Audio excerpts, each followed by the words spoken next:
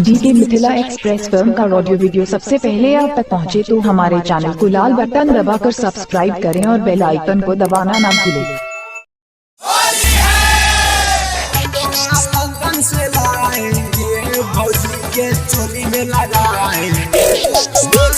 अजय मलमल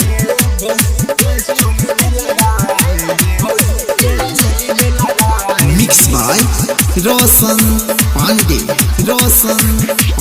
दूर से आइल बानी भैया भौजी अब करेंगे होली वाली बात।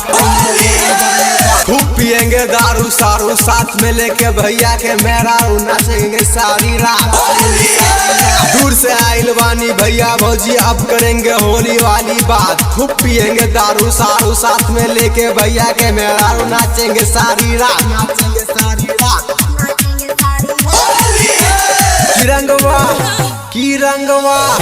की रंगवा लंदन से लाएंगे भौजी के चोली में लगाएंगे।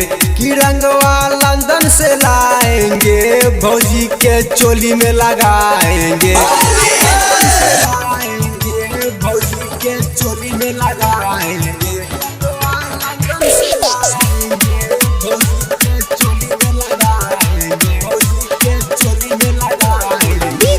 मिक्स बाय रोशन पांडे।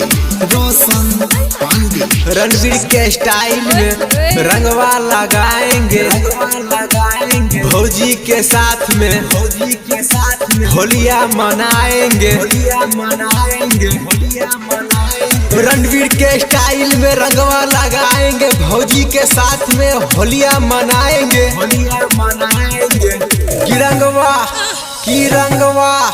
की रंगवा लंदन से लाएंगे भौजी के चोली में लगाएंगे।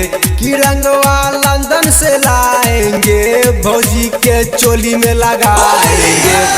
लंदन से लाएंगे भौजी के चोली में लगाएंगे। लंदन से लाएंगे भौजी के चोली में लगाएंगे।